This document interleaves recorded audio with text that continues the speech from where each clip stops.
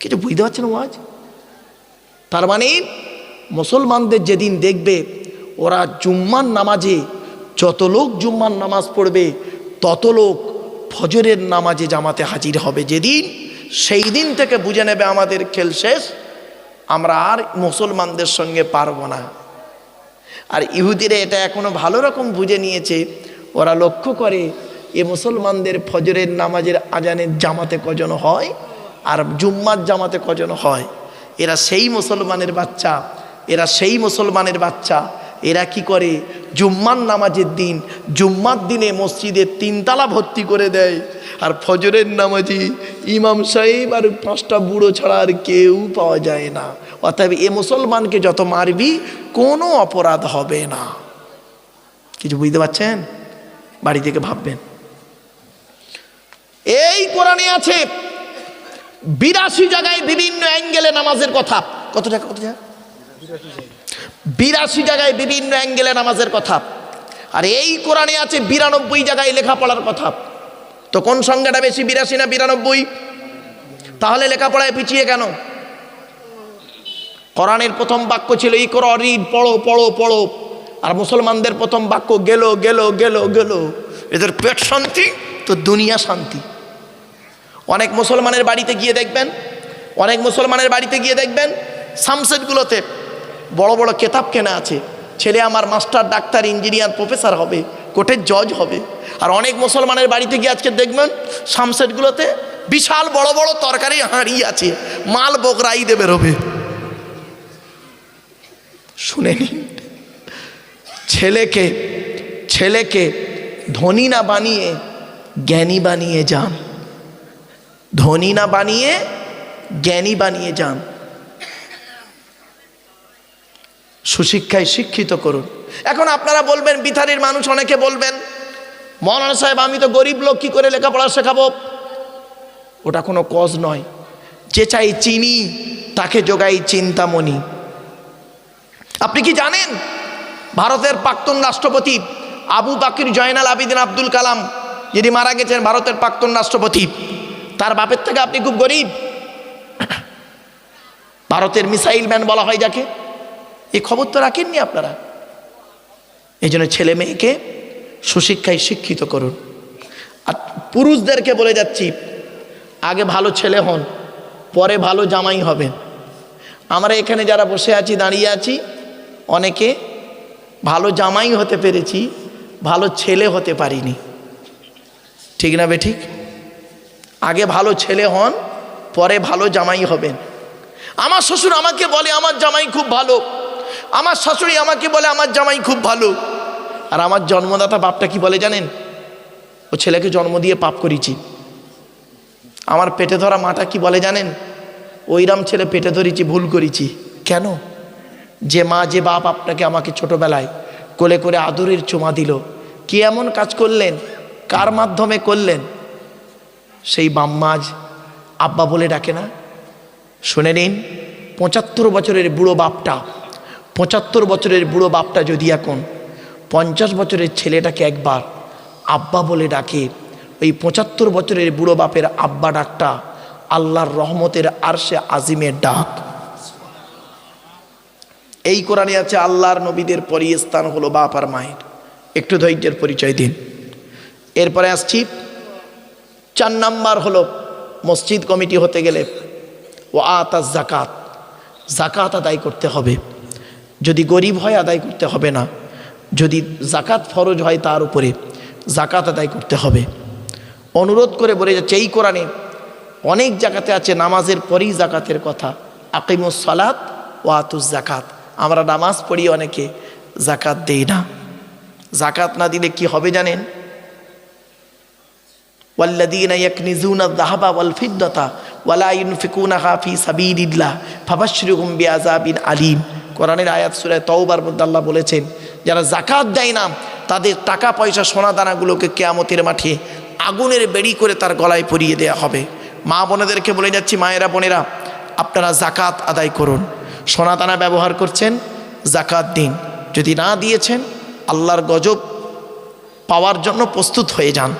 চলুন, হ্যাঁ শুনে নিন, যাদের বাড়িতে 52.5 ভরি রূপো, 52.5 ভরি রূপো অথবা সেই পরিমাণ মূল্য যদি থাকে তার উপরে জাকাত ফরজ। অথবা কারোর বাড়িতে কোনো রূপো নাই, 7.5 ভরি সোনা রয়েছে বা সেই পরিমাণ মূল্য, জাকাত ফরজ। এখন একটা মজার জিনিস হলো কি জানেন, একজনের বাড়িতে আছে 1 ভরি সোনা, 1 ভরি সোনা আর 10 ভরি রূপো, ওই দুটো মিলে যদি 52.5 ভরি রূপোর মূল্যে হয় জাকাত ফরজ। তা আমার মনে হয় আপনাদের এই বিথারি গ্রামে জাকাত দেওয়ার লোক সকলেই হয়ে গেছেন কম বেশি।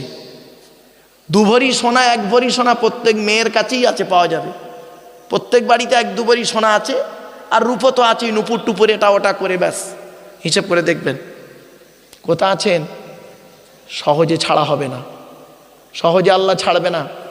কবরে শুতে হবে আপনাকে, কবরে শুতে হবে, কবরে কাউকে ছাড়বে না, বলে গেলাম আজকের। এই জন্য আল্লাহর ভয় করুন। জলসা দিয়েছেন, জলসায় কি হয় দেখুন, এই জিনিসগুলোকে পরিবর্তন করুন, নিজেকে ভালোর দিকে ফিরে আসুন। পাপ করেছি, হয়ে গেছে, আল্লাহ নিজেই বলছে তুই পাপ করেছিস, আমি আল্লাহ জানি, আমি আল্লাহ জানি তুই পাপ করেছিস। অমাইয়া আমাল সুআন আউ ইয়াজরিব নাফসা, আমি জানি তুই পাপ করেছিস। যে ব্যক্তি পাপ করেছিস তার নফসের উপরে জুলুম করেছিস, আমি জানি। সুম্মা ইস্তাগফিরিল্লাহ, আয় তওবা ইস্তেগফার কর, তওবা ইস্তেগফার কর, করলে কি হবে? ইয়াজিদিল্লাহ গফুরুর রহিমা, আমি আল্লাহ তোদের জীবনের গুনাহগুলো মাফ করে দেবো। আজ আমাদের আলোচনার বিষয়বস্তু কি? আমার আগের ভাই মৌলানা সাহেব ভাই আমার মোমেনের আলোচনা করেছে না বাবা? বলুন না বাবা, একটু কথা বলুন। মোমেন কাকে বলে? সহজে বলে দিচ্ছে, আগে প্রথম 2 মিনিটে বলে নি, তবে ক্লিয়ার করতে পারবো। আগে আমাদের আলোচনার শুরুতেই একটা ছোট্ট টপিকস করে নিচ্ছি। এটি কি জোরে বলুন? কোরআন মাজিদ। এটা কার বাণী? আল্লাহর বাণী। যার বাণী তার পরিচয়টা জেনে নিন। প্রথম, যার বাণী তার পরিচয় জানুন। আল্লাহর পরিচয় 4টে। কটা? তাড়াতাড়ি, আর 1 মিনিট দেওয়া যাবে না, আমার সঙ্গে উত্তর দিয়ে নেবে জব জব। 4টে। আল্লাহ নিজেই বলছেন, কুল, নবী তুমি বলো, হুয়াল্লাহু আহাদ, সে আল্লাহ হলেন একক। 2 নাম্বার, আল্লাহুস সামাদ, আল্লাহ হলেন অমুখপেক্ষী, আল্লাহ কারোর মুখপেক্ষী নন, সারা পৃথিবী তার মুখপেক্ষী। 3 নাম্বার, লাম ইয়ালিদ ওয়া লাম ইউলাদ, আল্লাহ কাউকে জন্ম দেয়নি, আল্লাহকেও কেউ জন্ম দেয়নি। 4 নাম্বার, ওয়া লাম ইয়াকুল লাহু কুফুয়ান আহাদ, আল্লাহর সমকক্ষ কেউই নেই। এই হলো কোরআনে আল্লাহর 4টে পরিচয়। আচ্ছা, এই যে সূরাটি পড়লাম, এই সূরাটি আপনাদের অনেকের মুখস্থ নেই, বলুন না? তা আমি আবার পড়লাম কি করতে ভাই? শুনে নিন, কমসে কম 4টে কারণ, কমসে কম 4টে কারণ। কি কি? 1 নাম্বার, এই সূরাটি যে আল্লাহর পরিচয় সেটা জানিয়ে দিলাম। নাম্বার 2, এই সূরাটি আরবি ভাষায় বাংলায় অর্থ করে বলে দিলাম। 3 নাম্বার, এই সূরাটির মধ্যে 4টে ধর্ম বেরিয়েছে, ইসলাম, মুশরিক, ইহুদি আর খ্রিস্টান, 4টে ধর্ম। 4 নাম্বার পয়েন্ট, আল্লাহর নবী বলেন, কোনো ব্যক্তি যদি কুল হুয়াল্লাহ সূরা 3 বার পাঠ করে, কবার? 3 বার যদি কুল হুয়াল্লাহ সূরা পাঠ করে, ওই ব্যক্তির আমলনামায় 1 খতম কোরআন শরীফ পড়ার সওয়াব আল্লাহ লিখে দেবে। মুসলমানের বাচ্চা, সুবহানাল্লাহ বলতে এত কষ্ট কেন? একবার সুবহানাল্লাহ বলে 10টা নাকি জোরে বল সুবহানাল্লাহ।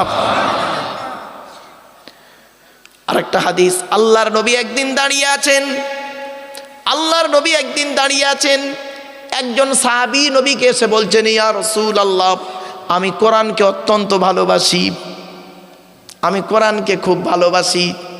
আল্লাহর নবী বললেন আলহামদুলিল্লাহ। তারপরে সাহাবীটি বলছেন, ইয়া রাসূলুল্লাহ, কোরআনের ভিতরে একটা সূরাকে আমি খুব বেশি ভালোবাসি এবং ওই সূরাটা প্রতিদিন না পড়ে কোনো দিন ঘুমাই না। নবী বললেন, সূরাটির নাম বলো।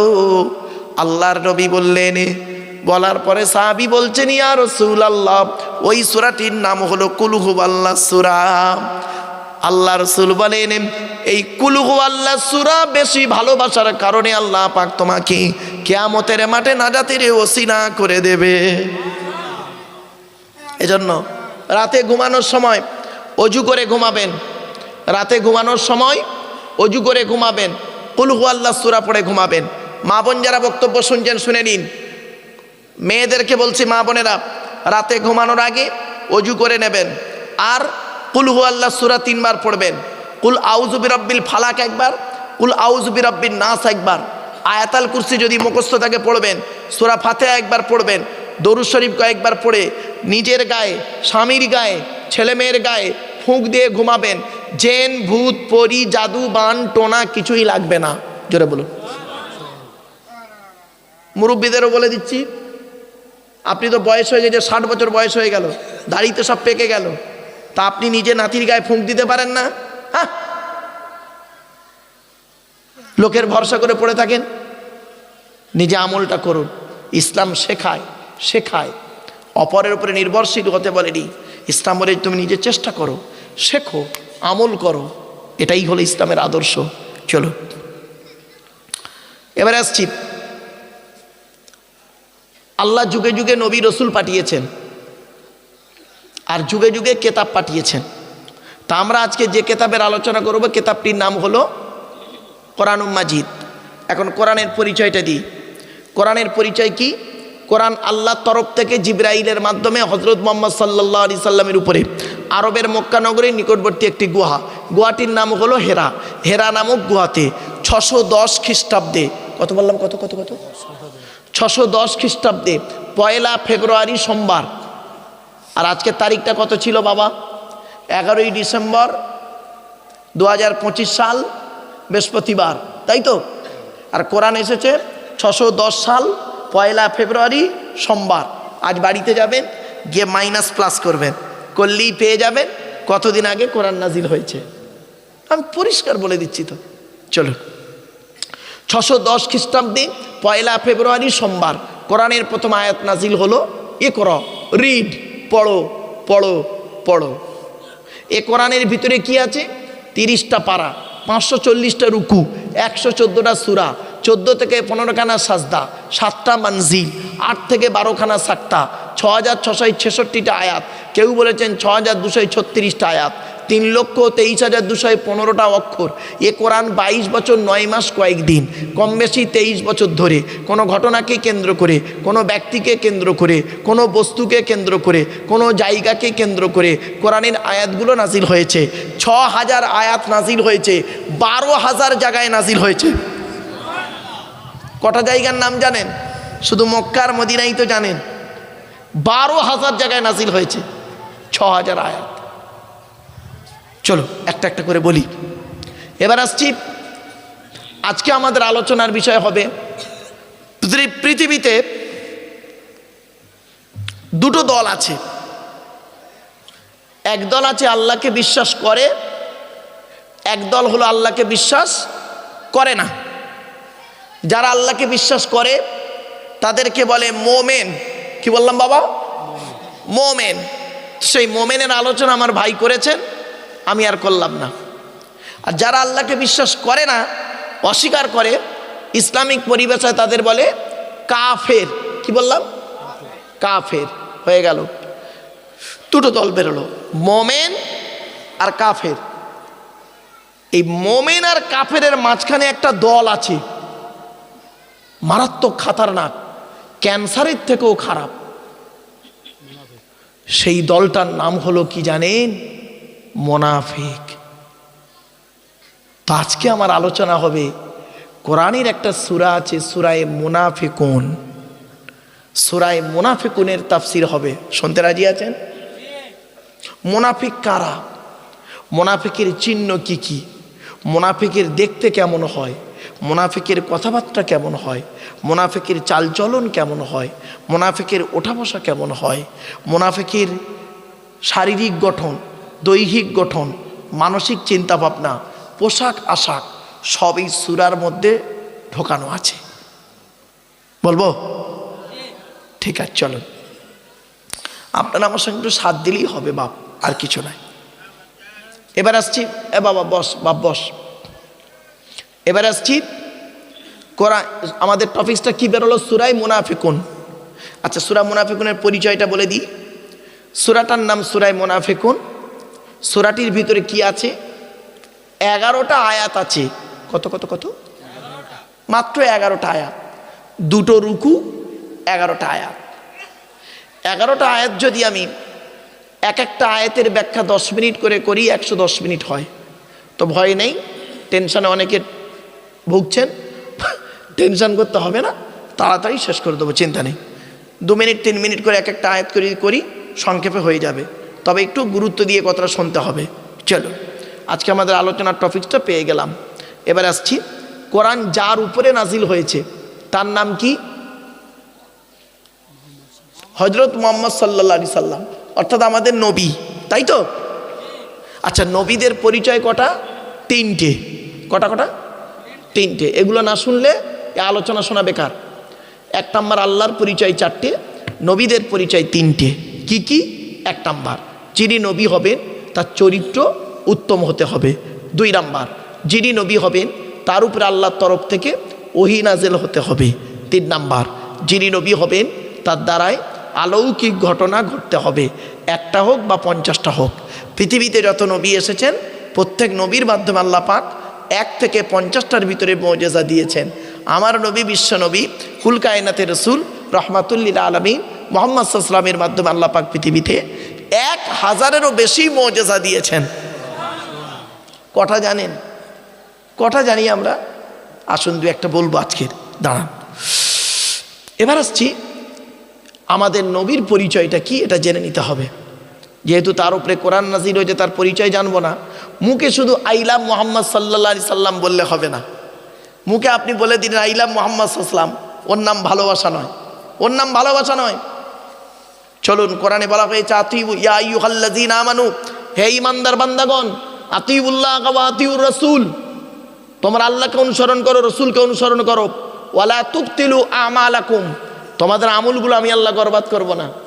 আমরা আল্লাহকে অনুসরণ করিনি, অর্থাৎ কোরআনকে অনুসরণ করিনি, আর নবীকেও অনুসরণ করিনি, নবীর হাদিসগুলো বাস্তবায়ন করিনি। এটাই হলো আমাদের সব থেকে বড় সমস্যা। নবীর পরিচয়টা কি? আমাদের নবীর নাম মুহাম্মদ সাল্লাল্লাহু আলাইহি ওয়াসাল্লাম। নবী কোন বংশে জন্মগ্রহণ করেছেন বাবা? কুরাইশ বংশে। কার নাম কুরাইশ? শুনে নিন। মুহাম্মাদের বাপের নাম আব্দুল্লাহ, আব্দুল্লাহর বাপের নাম আব্দুল মুত্তালিব, আব্দুল মুত্তালিবের বাপের নাম আব্দে মান্নাফ, আব্দে মান্নাফের বাপের নাম হাশেম, হাশেমের বাপের নাম কুসাই, কুসাইয়ের বাপের নাম কিলাব, কিলাবের বাপের নাম মুর্রা, মুরার বাপের নাম লুবাই, লুবাইয়ের বাপের নাম কাব, কাবের বাপের নাম গালিব, গালিবের বাপের নাম ফিগির, ফিগির থেকে কুরাইশ বংশ এসেছে। নবীর বাপের নাম আব্দুল্লাহ, মায়ের নাম আমিনা, দাদার নাম আব্দুল মুত্তালিব, দাদির নামটা কি? নেতিলা বিনতে খব্বাব ব্রাকেটে ফতেমা, কেউ বলেছেন সামিরা। নবীর নানার নাম হলো আব্দুল ওয়াহাব জুহরি, নবীর নানির নাম হলো বারিরা বা বাররা, নবীর দুধমার নাম হলো হালিমা, নবীর দুধ বাপের নাম হলো হারেস, নবীর দুধ ভাইয়ের নাম আব্দুল্লাহ, নবীর বাপের নাম আব্দুল্লাহ, নবীর দুধ ভাইয়ের নাম আব্দুল্লাহ, দুটো যেন এক করে ফেলবেন না। নবীর জন্ম 570 খ্রিস্টাব্দে। ইংরেজি কি মাস ছিল? 29শে আগস্ট। আরবি মাস ছিল রবিউল আউয়াল মাস, 12 তারিখ, মতান্তরী 9 তারিখ। সোমবার শবে সাদেকের সময় আরবের মক্কা নগরী কুরাইশ বংশে নবীর জন্ম।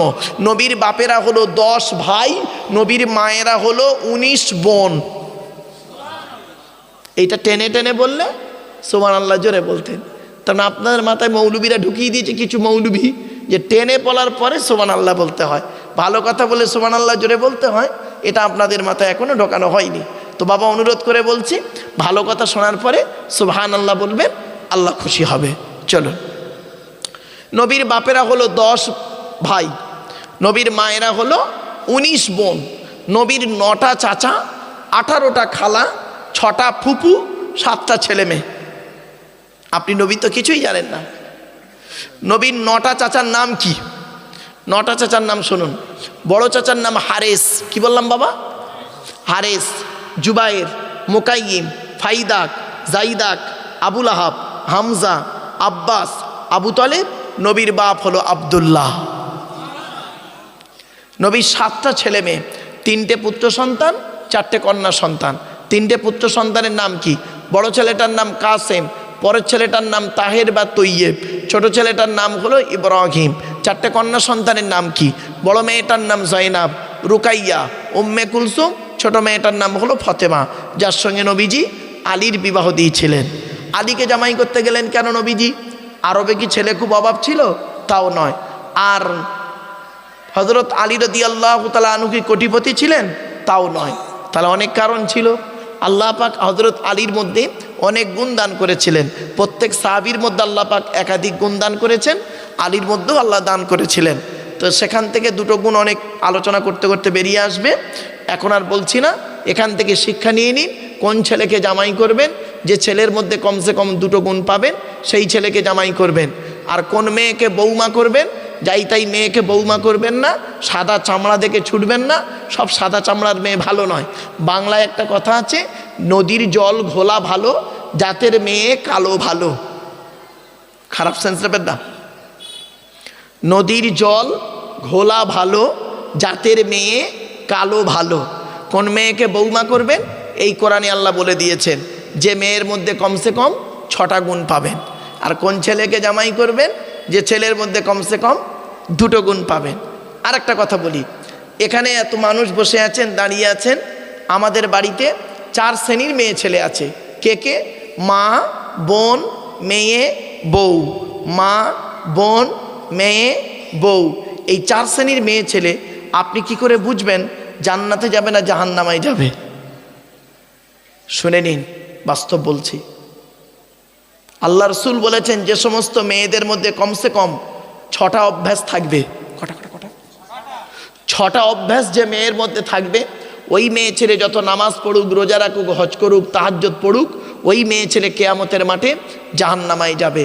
ওই মেয়ে ছেলেদের প্রতি আল্লাহর লানত 6টা। যদি আমি ভুলে যাই বাবা, আমাকে একটু মনে করিয়ে দেবেন। আর অনেক আলোচনা। আর একটা কথা বলছি, যদি এই কথাটা ভুলে যাই আমাকে স্মরণ করিয়ে দেবেন। কি? কিয়ামতের মাঠে আমাদেরকে আল্লাহ 2 দিকের প্রশ্ন করবে। কদিকের? 2 দিকের। একটা প্রশ্ন হবে হুকুকুল্লাহ, আল্লাহর হক সম্পর্কে প্রশ্ন হবে। আর 2 নম্বর প্রশ্ন হবে হুকুকুল ইবাদ, বান্দার হক সম্পর্কে প্রশ্ন হবে। আল্লাহর তরফ থেকে প্রশ্ন হবে কি কি? আল্লাহ বলবেন, নামাজ পড়েছিলিস, রোজা রেখেছিলিস, অর্থ দিয়েছিলাম, হজ করেছিলিস, জাকাত দিয়েছিলিস? তা আমি আপনি কি বলবো সেই দিন মার খাবার ভয়ে?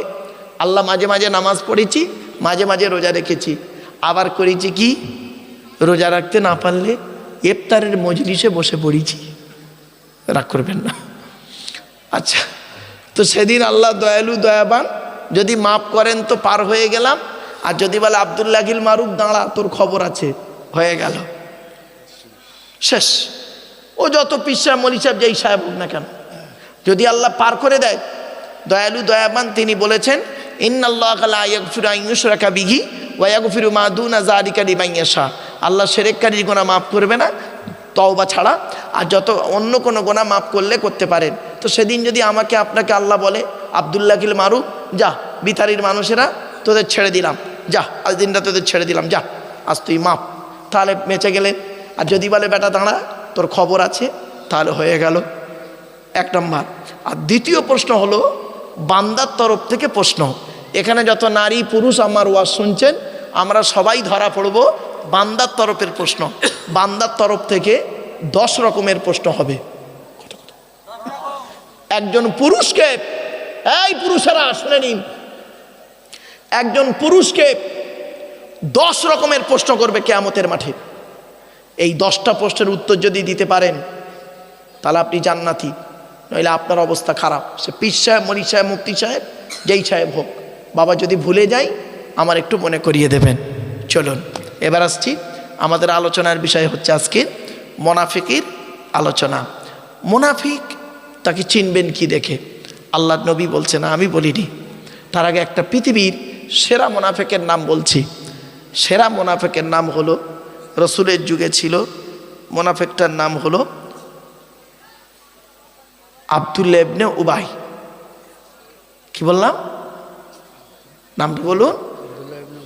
উবাই মারাত্মক বড় মুনাফিক।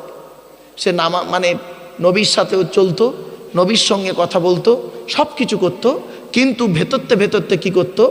ভালো কাজে মুসলমানদের বাধা দিত। কোরআনের আলোচনা হলে সে তখন করতো কি, ওর ভেতরে দল পাকাতো, দল পাকিয়ে বলতো, এই এসব শুনিসনি, পালা, সরে পড়। আবার যদি কোনো মুসলমান যদি উপকার করতো, তখন বলতো, এসব করিসনি, অন্য জায়গায় দান কর না, এখানে দান করতে ইচ্ছিস কেন? এই হলো মুনাফিকদের কাজ। তা এখন মুনাফিককে চিনবেন কি দেখে? আল্লাহর নবী বলেছেন মুনাফিকের নিদর্শন হলো, একটা হাদিসে এসেছে 3টে, আর একটা হাদিসে এসেছে 5টা। তো দুটোই বলি, শুনে নিন। 1 নম্বর নবীজি বললেন মুনাফিকের নিদর্শন হলো 3টি। আয়াতুল মুনাফিকিন সালাসুন, মুনাফিকের চিহ্ন হলো 3টি। কি কি? ইজা হাদ্দাসা কাযাবা, কথায় কথায় মিথ্যা কথা বলবে যে ব্যক্তি, ওই লোকটা হলো মুনাফিক। সে master, doctor, engineer, professor, MLA, MP, SDO, BDO, থানার বড়বাবু, কোর্টের উকিল, হাকিম, গ্রামের প্রধান, উপপ্রধান, এমএলএ, এমপি, পীর সাহেব, মলি সাহেব, মুফতি সাহেব, বক্তা সাহেব, ইমাম সাহেব, যে সাহেব হতে পারে। ইজা হাদ্দাসা কাযাবা, কথায় কথায় মিথ্যা কথা বলবে, ওই ব্যক্তি হলো মুনাফিক। এর ব্যাখ্যা অনেক বড়, চলো এবার আসছি 2 নম্বর কি? ওয়াইজা ওয়াদা ফাখালাফা, ওয়াদা করলে যে খেলাফ করবে সেই ব্যক্তি হলো মুনাফিক, বিশেষ কারণ ছাড়া। 3 নম্বর হলো ওয়াইজা তুমিনা ফাখানা, আমানতের খেয়ানত করবে। কি বললাম বাবা? আমানতের খেয়ানত করবে। আচ্ছা, আপনারা আমানত মানে কি বোঝেন? আমানত মানে বোঝেন এটাই যে আমানত মানে টাকা না। আমানত কয়েক ধরনের হয়, মা বোনেরা শুনে নিন। আমানত টাকা হয়, টাকা আমানত, ব্যক্তি আমানত, বস্তু আমানত, জায়গা আমানত, কথা আমানত। কতগুলো হলো বলুন দিনি? শুধু একটাই আমানত নয়, টাকা শুধু আমানত নয়, টাকা আমানত, ব্যক্তি আমানত, বস্তু আমানত, জায়গা আমানত, কথা আমানত। উদাহরণ দিচ্ছি, ধরুন টাকা আমানত। আমি কিছু টাকা এই ভাইয়ের কাছে আমি রাখলাম, যে ভাই এই টাকাটা আমি আপনার কাছে রাখলাম, বিপদে পড়লে আপনার কাছ থেকে আমি নেবো। উনি করলেন কি? টাকাটাকে আত্মসাৎ করে শেষ করে দিলেন। টাকা আমানত, আমানতের খেয়ানত করলেন। 2 নাম্বার বস্তু আমানত। আমি এই বস্তুটা ওনার কাছে রাখলাম, ভাই এটা আমানত রাখুন। উনি করলেন কি? নিজের মতো ব্যবহার করে 12টা বাজিয়ে দিলেন। আমানতের বস্তু আমানত। জায়গা আমানত, জায়গা 5 কাঠা জায়গা ওনার কাছে রেখেছি, ভাই আপনি আমানত হিসেবে রাখুন, আমি যদি মরে যাই আমার ছেলেকে ফেরত দেবেন। যেই আমি মরে গেলাম উনি নিজের নামে রেকর্ড করে নিলেন। জায়গা আমানত। ব্যক্তি আমানত, ব্যক্তি, রাগ করবেন না কেউ এবার, ব্যক্তি আমানত। উনি আলেম মানুষ, আমার ছোট মেয়েটাকে করলাম কি ওনার বাড়িতে, বললাম হুজুর আপনি পীর সাহেব মলি সাহেব মানুষ, আমার এই মেয়েটাকে আপনার বাড়িতে একটু রাখুন, যদি একটু ইসলামিক শিক্ষা পায়, আমি গরিব মানুষ। উনি করলেন কি? আমার মেয়ের সঙ্গে এমন কিছু আচরণ করলেন, শরীয়ত বিরোধী আচরণ করে আমানতের খেয়ানত করলেন। তাহলে ব্যক্তি আমানত। কিছু বুঝতে পারছেন? ব্যক্তি আমানত। এখানে প্রত্যেকেই কিন্তু আমানতদার হয়ে বসে আছেন। রাসূলুল্লাহ বলেছেন প্রত্যেকটা স্ত্রী হলো স্বামীর কাছে আমানত। প্রত্যেকটা স্ত্রী, আপনার স্ত্রী আপনার কাছে আমানত, মনে রাখবেন, আপনার স্ত্রী আপনার কাছে আমানত। আপনি স্ত্রীর সঙ্গে খারাপ আচরণ করতে পারেন না। কি ভাবছেন? আলোচনা করলে বুঝতে পারবেন। 5 নাম্বার হলো কি? কথা আমানত। আমি একটা কথা ভাইকে বললাম, ভাই কথাটা আপনি দয়া করে কাউকে বলবেন না। উনি করলেন কি? সুযোগ বুঝে, আমার সঙ্গে না ঝগড়া হয়েছে বিশেষ কোনো কারণে, উনি সেই কথাটা লোককে বলে বলে বেরিয়ে দিলেন, আমানতের খেয়ানত করলেন। তাহলে সবে 3টে বললাম। 1 নাম্বার কথায় কথায় যে ব্যক্তি মিথ্যা বলবে ওই ব্যক্তি হলো আমানত, এই মুনাফিক। 2 নাম্বার ওয়াদা করলে খেলাপ করবে মুনাফিক, আমানতের খেয়ানত করবে মুনাফিক। 4 নম্বরে অন্য হাদিসে এসেছে মিথ্যা সাক্ষী দেয় যারা, তারা হলো মুনাফিক। মিথ্যা সাক্ষী বোঝেন? আপনারা অনেকে টাকার লোভে কোর্টে গিয়ে মিথ্যা সাক্ষী দেন, পঞ্চায়েতে বিচার হচ্ছে মিথ্যা সাক্ষী দিয়ে ফেলেছেন, বা কোনো ব্যক্তির বিরুদ্ধে, স্বামী স্ত্রীর বিরুদ্ধে, স্ত্রী স্বামীর বিরুদ্ধে, শ্বশুর জামাইয়ের বিরুদ্ধে, জামাই শ্বশুরের বিরুদ্ধে, বৌমা শাশুড়ির বিরুদ্ধে, শাশুড়ি বৌমার বিরুদ্ধে, ননদ ভাবির বিরুদ্ধে, ভাবি ননদের বিরুদ্ধে মিথ্যা সাক্ষী দিয়েছেন, আমানতের খেয়ানত করেছেন।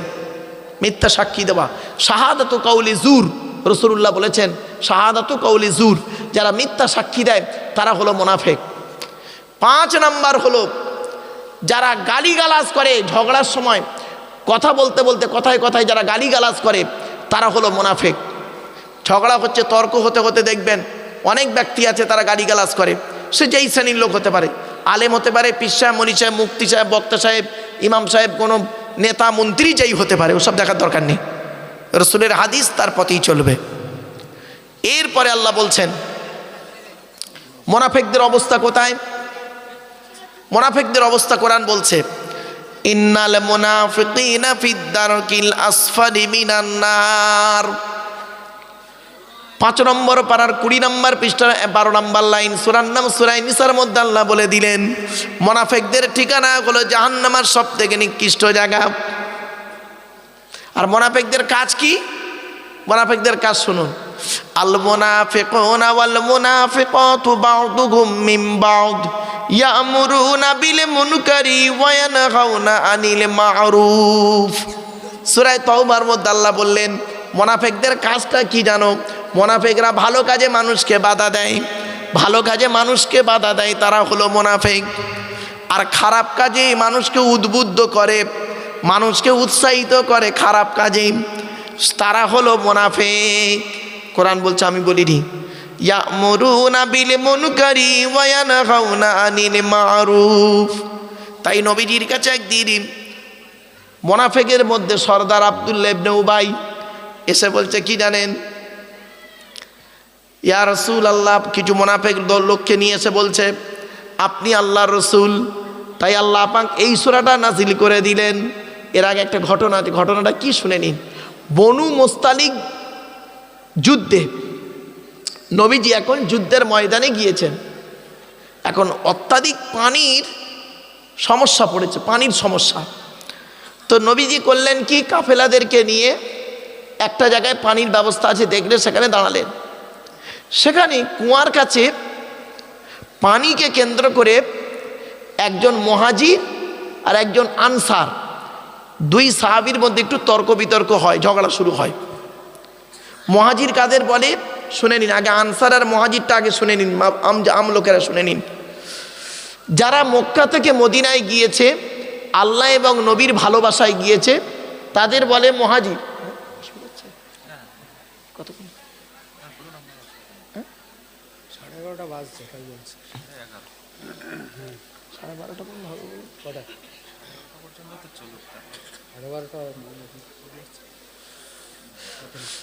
শোনেন, মুহাজির কাকে বলে? যারা মক্কা থেকে মদিনায় গিয়েছে আল্লাহ এবং নবীর ভালোবাসায়, তাদেরকে বলে মুহাজির। আর যারা ওই ব্যক্তিদেরকে, মদিনার লোকেরা যারা সাহায্য করেছে, তাদের বলে আনসার। এই মুহাজির আর আনসার দুজনের মধ্যে তর্ক বিতর্ক করতে করতে করতে করতে একটু ঝগড়ায় পরিণত হয়। আর তখন করেছে ওই সুযোগটা, ওই আব্দুল্লাহ ইবনে উবাই মুনাফিকটা করেছে কি, সুযোগটা নিয়ে কিছু লোককে নিয়ে আলাদা জায়গায় দাঁড়িয়ে বলছে, দেখলে তো তোমরা এদেরকে সাহায্য করো, হ্যাঁ, এরাই তোমাদের কপালে বসে বজ্রাঘাত ফেলছে, এই বলে দল পাকায়। ওখানে একজন সাহাবী ছিল মোমেন, সে গিয়ে রাসূলুল্লাহকে বলে দেয়, ইয়া রাসূলুল্লাহ, 2 জন সাহাবীর মধ্যে একটু তর্ক বিতর্ক হচ্ছে, আর সেই জায়গায় আব্দুল্লাহ ইবনে উবাই করেছে কি, কিছু লোককে নিয়ে ইসলাম থেকে মানুষকে বাধা দেওয়ার চেষ্টা করছে। ব্যাস, এই কথাটা যখন ওই আব্দুল্লাহ ইবনে উবাইয়ের কানে পৌঁছে যায় যে নবীজির কানে কথাটা পৌঁছে গেছে, আমি কিছু লোককে নিয়ে মুনাফিকি করছি, তখন আব্দুল্লাহ ইবনে উবাই করেছে কি, লজ্জার খাতিরে কিছু লোককে নিয়ে, মুনাফিককে নিয়ে এসে নবীজির কাছে এসে তেল মাখছে, তেল মানে তেল মাখাচ্ছে, মানে সে কি বলে না, আপনারা কি বলেন, মানে তেল মাখানো বলে, মানে যাতে করে নবীজি ভুল ধারণা না করে ইত্যাদি। এসে বলছে কি, এসে বলছে, ওরা যখন এলো এসে নবীকে বলছেন আপনি আল্লাহ রসুল। আচ্ছা বলেন, আল্লাহ নবী ওরা জানে না? সকলে তো জানে, তা সত্ত্বেও বলছে আল্লাহ রসুল আপনি, এটা আমরা বিশ্বাস করি। এটা বলার দরকার কি ছিল?